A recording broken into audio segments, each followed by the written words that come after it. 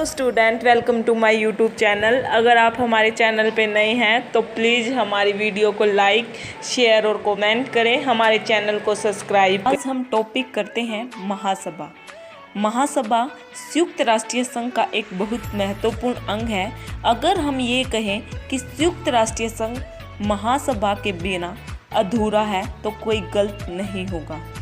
महासभा जब बनी तब उसमें 51 सदस्य शामिल थे, लेकिन आज महासभा में 193 सदस्य शामिल हैं। चार्टर की धारा 9 में इसकी रचना का वर्णन किया गया है। महासभा में सभी सदस्यों को समान समझा जाता है।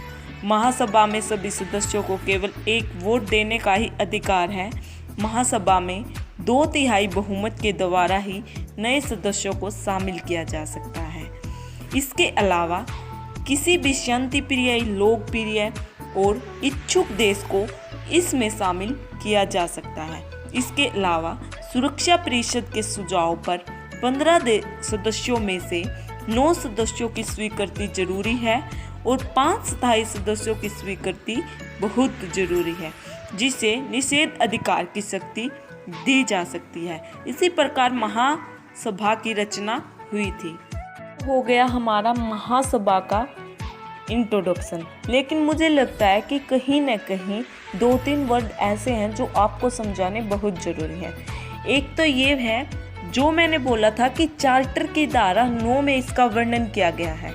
यहाँ पे मैं आपको बताना चाहती हूँ कि चार्टर है जो वो यूएनओ मतलब संयुक्त राष्ट्रीय संघ का संविधान है, उसे हम चार्टर कहते हैं। दूसरा मैं आपको बताना चाहती हूँ कि लास्ट में मैंने बोला था कि 5 स्थायी सदस्य हैं जिनको निषेध अधिकार की शक्ति मिली हुई है। निषेध अधिकार मतलब वीटो पावर मिली हुई है। मैं आपको बताना चाहती हूँ कि जो 5 स्थायी देश हैं उनके क्या क्या नाम हैं। चीन, ब्रिटेन, फ्रांस, अमेरिका और रूस, जो 5 स्थायी सदस्य हैं जिनकी हाँ होनी बहुत ज़रूरी होती है और ये महासभा में बहुत महत्वपूर्ण स्थान भी रखते हैं। बात करते हैं महासभा की परिभाषाओं के बारे में। पहली परिभाषा देते हैं ई.पी. चेज के अनुसार महासभा संयुक्त राष्ट्रीय संघ का एक ऐसा बिंदु है जो ना तो अपना स्थान बीच में त्याग सकता है, ना ही किसी महत्वपूर्ण स्थिति में दूसरे बिंदु को उसके लिए भागीदारी बना सकता है। थिंकर का कहना है अल्वारेज के अनुसार महासभा अंतर्राष्ट्रीय वैश्विक शक्ति बनने की ओर अग्रसर है। तीसरे टॉपिक में हम आपसे बात करते हैं महासभा की जो मतदान प्रणाली है बारे में। महासभा की जो मतदान प्रणाली है उसके बारे में चार्टर की धारा 18 में वर्णन किया गया है।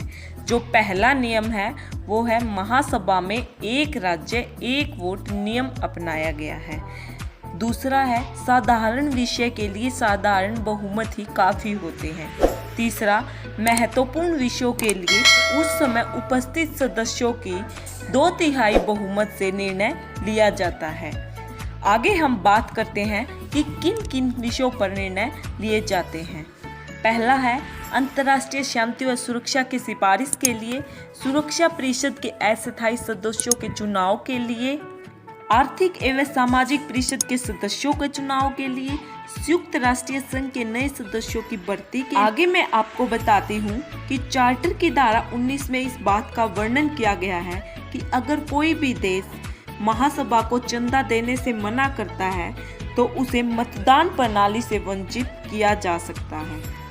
अगर किसी भी देश की स्थिति ऐसी हो कि वह चंदा ना दे सके तो महासभा उसे मतदान प्रणाली का अधिकार दे सकती है।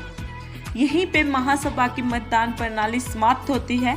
अगर आपको कहीं से भी कोई भी बात पे डाउट हो तो आप मुझे बता सकते हैं कमेंट करके।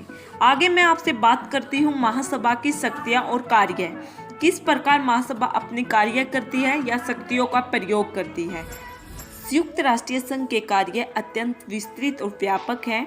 महासभा का स्थान अंतर्राष्ट्रीय विधानसभा ने ले लिया है।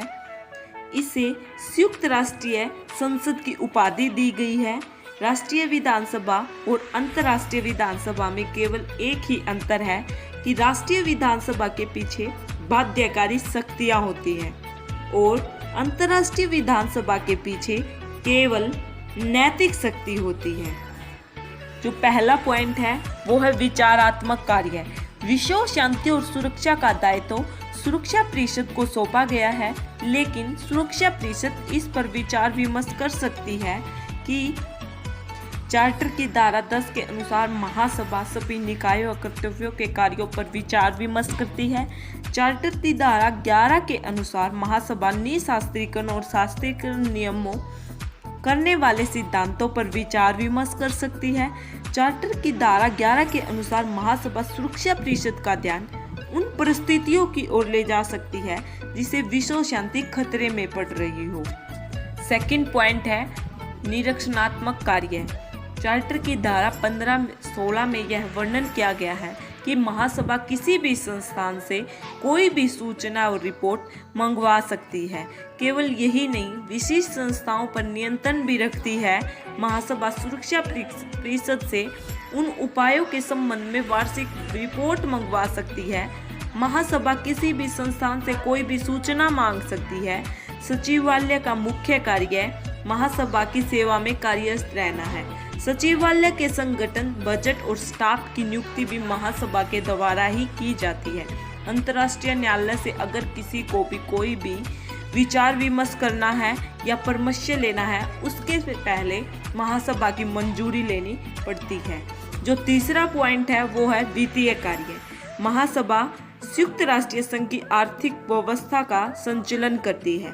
महासभा केवल बजट तथा वित्त पर नियंत्रण रखती है। धारा 17 के अनुसार महासभा के वित्तीय कार्य निम्नलिखित हैं। महासभा संयुक्त राष्ट्र संघ के बजट पर विचार विमर्श करती है तथा उनका अनुमोदन करती है। सेकंड पॉइंट, संघ का व्यय महासभा द्वारा निर्धारित अनुपात के अनुसार सभी सदस्य राष्ट्रों के वाहन द्वारा किया जाता है।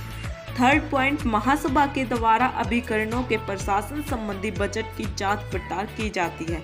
इसी प्रकार महासभा अपना वित्तीय कार्य भी अच्छी प्रकार से संभालती है।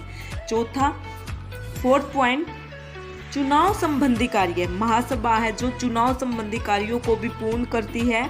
महासभा सुरक्षा परिषद के 10 अस्थायी सदस्यों का 2 वर्ष में चुनाव करवाती है। वह आर्थिक सामाजिक परिषद के 54 सदस्यों का चुनाव 3 वर्ष के लिए करती है। वह न्याय परिषद के सदस्यों का चुनाव भी 3 वर्ष के लिए करती है। महासभा सुरक्षा परिषद की सिफारिश पर महासचिव का चुनाव 5 वर्ष के लिए करती है।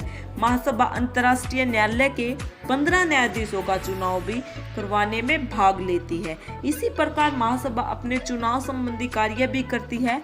पांचवा जो महासभा का कार्य है या शक्तियां हैं वो है चार्टर में संशोधन। जो महासभा है चार्टर में संशोधन कर सकती है। महासभा 2/3 बहुमत व 5 स्थायी सदस्यों की सहमति से चार्टर में संशोधन करवा सकती है। शीत युद्ध से पहले चार्टर में संशोधन नहीं हुआ था। यह सारी बातें धारा 108 में कही गई है। इसी धारा के अधीन दिसंबर 1963 में चार्टर की धारा 23 और 27 और 61 में परिवर्तन हुआ था।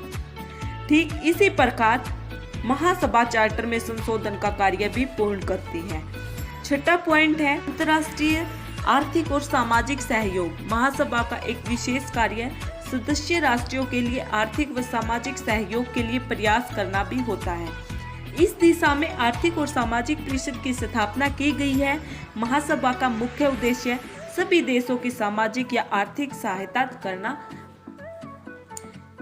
करना इसका फर्ज है। महासभा इस प्रकार के कार्यों को भी पूर्ण करती है। 7वां पॉइंट, मानवीय अधिकारों को लागू करना। जो महासभा है वो मानवीय अधिकारों को लागू करने में भी मदद करती है। वह मानवीय अधिकारों को लागू करके महासभा मानवीय अधिकारों को सभी राष्ट्रों में बिना भेदभाव के लागू करवाती है और ध्यान रखती है कि सभी देशों में बिना भेदभाव के ये नियमों को लागू कर रही है या नहीं। जो 8वां पॉइंट है वो सबसे महत्वपूर्ण और इम्पोर्टेंट पॉइंट है, प्लीज ध्यान से सुनना। शांति के लिए एकता प्रस्ताव 1950 का प्रयोग। शीत युद्ध के दौरान कई बार महाशक्तियों ने सुरक्षा परिषद के कार्यों में बाधा डाली थी। उन्होंने अपनी शक्ति का गलत प्रयोग किया। मजबूर होकर महासभा ने शांति प्रस्ताव पास करके सारी शक्तियां अपने हाथों में लेनी पड़ी और समस्या को सुलझाने के लिए बहुत प्रयास किया। अगर ऐसी परिस्थिति हो तो महासभा यह कार्य भी करती है। अगर ये पॉइंट आपको समझ ना आया हो तो आप मुझे बता सकते हैं कमेंट करके, तो मैं आपको दोबारा भी इस पॉइंट को एक्सप्लेन कर सकती हूँ। अगर आ गया हो तो बहुत अच्छी बात है। यहाँ पर हम अपने पॉइंट को ख़त्म करते हैं। आज के हमारे पॉइंट पूरे होते हैं। अब हम बात करते हैं निष्कर्ष। देखिए, हर क्वेश्चन का निष्कर्ष निकालना बहुत ज़रूरी है। अब हम महासभा के बारे में बात करें तो हम महासभा का निष्कर्ष निकालते हैं। इसी प्रकार हम कह सकते हैं कि महासभा ने अंतर्राष्ट्रीय शांति सुरक्षा बनाने के लिए महत्वपूर्ण कार्य किए हैं। चार्टर के अनुच्छेद 10 के अनुसार महासभा को बहुत ही विस्तृत रूप दिया गया है। महासभा जब चाहे किसी भी विषय पर विचार विमर्श कर सकती है। अगर हम यहाँ पर ये कहें कि मैंने पहले भी इस बात को कहा था कि महासभा है जो संयुक्त राष्ट्रीय संघ का एक महत्वपूर्ण अंग है। इसके बिना संयुक्त राष्ट्रीय संघ अधूरा है, पूरा नहीं हो सकता, क्योंकि ये अनेक कार्यों को संभालती है। इसी प्रकार महासभा अपने कार्यों को पूर्ण करती है और इसका महत्वपूर्ण स्थान संयुक्त राष्ट्रीय संघ में है। यहीं पर हमारा क्वेश्चन खत्म होता है। देखिए, अगर मैं आपको एक बार और बताती हूँ कि अगर आपको कहीं से भी कोई भी डाउट है तो आप कमेंट करके मुझे बता सकते हैं। Thank you so much. अगर हमारी वीडियो आपको पसंद आती है तो प्लीज़ लाइक कीजिए, शेयर कीजिए और हमारे चैनल को सब्सक्राइब कीजिए। Thank you so much watching.